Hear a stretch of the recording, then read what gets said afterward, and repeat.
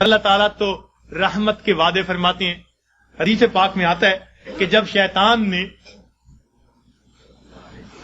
بہکانے کے لیے قسمیں کھائیں اور کہا کہ اے اللہ میں تیرے بندوں کو بہکاؤں گا دائیں سے بائیں سے آگے سے پیچھے سے ولا تجد اکثرهم شاکرین، اللہ یہ اکثر تیرے ناشکرے ہوں گے، تو اس وقت فرشتوں کو بڑی حیرت ہوئی.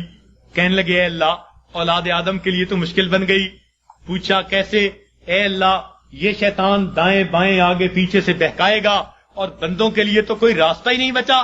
اللہ تعالیٰ نے فرمایا کہ میرے فرشتوں یہ دو سمتوں کو بھول گیا، ایک نیچے کی سمت ایک اوپر کی سمت. میرا گناہگار بندہ جب اپنے گناہوں پہ پریشان ہو کر میرے در پہ آئے گا اور میرے در پر آ کر ہاتھ پھیلا دے گا، چونکہ ہاتھ اوپر کی سمت کو اٹھیں گے، ابھی اس کے ہاتھ نیچے نہیں جائیں گے، میں اس کے گناہوں کو معاف فرما دوں گا.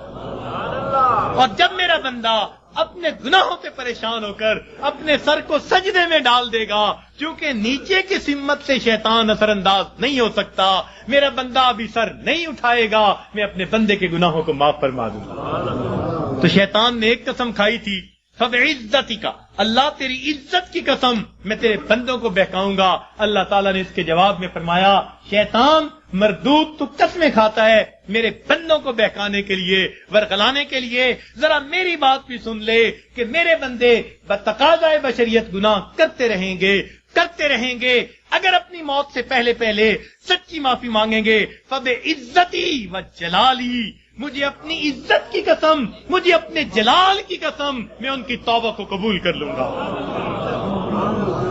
تو شیطان نے بہکانے کے لیے ایک قسم کھائی تھی، رحمان نے معافی دینے کے لیے دو قسمیں کھائی ہوئی ہیں. سبحان اللہ. اس لیے اللہ تعالیٰ کی ہر صفت کا ایک نام ہے، لیکن رحمت کی صفت کے دو نام ہیں، رحمان اور رحیم. اور کوئی صفت ایسی نہیں جس کے دو نام ہو سوائے رحمت کی صفت.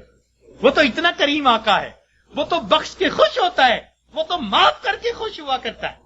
میں ایک مرتبہ بچیوں کو پردے میں درس دے رہا تھا، ایک جامعہ کی دور حدیث کی بچیاں تھیں، تو ان سے میں نے سوال پوچھا کہ بتاؤ دنیا میں سب سے آسان کام کیا ہے؟ ایک بچی نے جواب دیا کہ اپنی ماں کو منانا. میں نے پوچھا وہ کیسے؟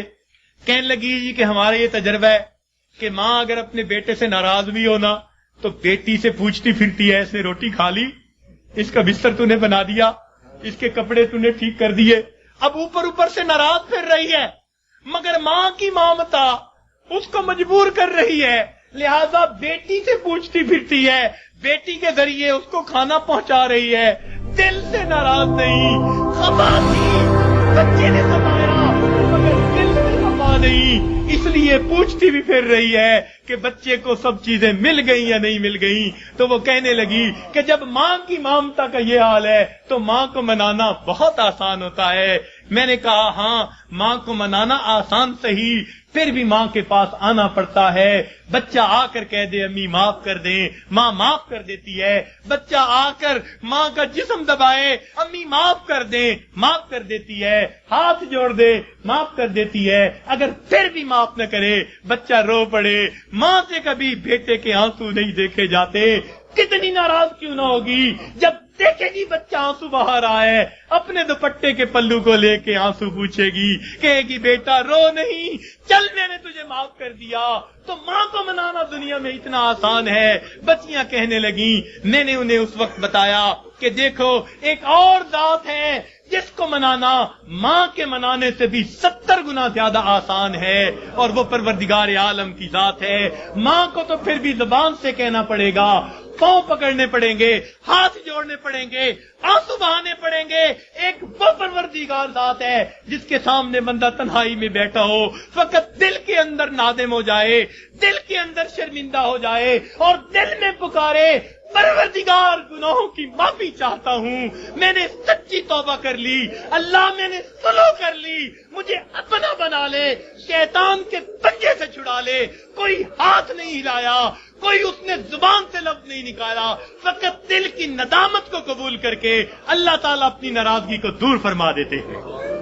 تو اللہ رب العزت کو منانا ماں کے منانے سے بھی 70 گنا زیادہ آسان ہے. تو اپنے رب کو منا لیجئے. ابن قیم رحمت اللہ نے عجیب واقعہ لکھا، فرماتے ہیں میں گلی میں جا رہا تھا، میں نے دیکھا ایک دروازہ کھلا، ماں اپنے بچے کو مار رہی ہے، تھپڑ لگا رہی ہے اور کہتی ہے تو نے مجھے بڑا ذلیل کیا، بڑا پریشان کیا، نافرمان ہے، کوئی بات نہیں مانتا، نکل جا میرے گھر سے۔ وہ بچہ رو رہا تھا، دھکے کھا رہا تھا، جب گھر سے باہر نکلا ماں نے کنڈی لگا دی۔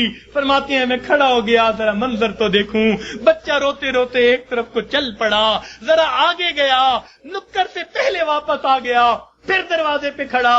میں نے پوچھا بچے واپس کیوں آ گئے؟ کہنے لگا سوچا تھا کہیں اور چلا جاؤں، پھر دل میں خیال آیا مجھے دنیا کی ہر چیز مل سکتی ہے، مجھے ماں کی محبت نہیں مل سکتی، میں اس لیے واپس آ گیا ہوں۔ محبت ملے گی اسی در سے ملے گی۔ کہتے ہیں بچہ بات کر کے وہی بیٹھ گیا، میں بھی وہی بیٹھا، بچے کو نیند آئی، اس نے دہلیز پہ سر رکھا سو گیا۔ کافی دیر گزری، ماں نے کسی وجہ سے دروازہ کھولا، ضرورت کے لیے باہر جانا چاہتی تھی، بیٹے کو دیکھا دہلیز پہ سر رکھے سو رہا ہے، اٹھایا، کیوں دہلیز پہ سر رکھے سو رہے ہو؟ امی مجھے دنیا میں کوئی دوسری ماں نہیں مل سکتی، میں اس دہلیز کو چھوڑ کے کیسے جاؤں؟ فرمایا بچے کے الفاظ سے ماں کی آنکھوں سے آنسو آ گئے، بچے کو سینے سے لگا لیا، میرے بیٹے جب تیرا یقین ہے اس گھر کے سوا تیرا گھر کوئی نہیں، میرے در کھلے ہیں، آ جا، میں نے تیری غلطیوں کو معاف کر دیا۔ فرماتے ہیں جب گنہگار بندہ اپنے رب کے دروازے پہ اس طرح آتا ہے اور کہتے ہیں رب کریم میری خطاؤں کو معاف کر دے، میرے گناہوں کو معاف کر دے، اے بے قصوں کے دستگیر، اے دکھی دلوں کو سکون دینے والے، اے غمزدہ دلوں کو تسلی دینے والی ذات، اے پریشان دلوں کو سکون بخشنے والی ذات، اے بے سہارا لوگوں کا سہارا بننے والی ذات، اے گناہوں کے پردوں میں گناہوں کو اپنی رحمت کے پردوں میں چھپا لینے والی ذات، تو میرے لیے رحمت فرما دے، مجھے در در کے دھکے کھانے سے بچا لے، اللہ اپنی ناراضگی سے بچا لے، میں سلو کرنے کے لیے حاضر ہو گیا ہوں، پروردگار آئندہ نیکوکاری کی زندگی عطا فرما۔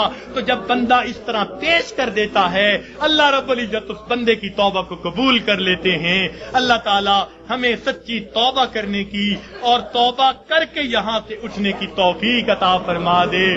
وآخر دعوانا ان الحمد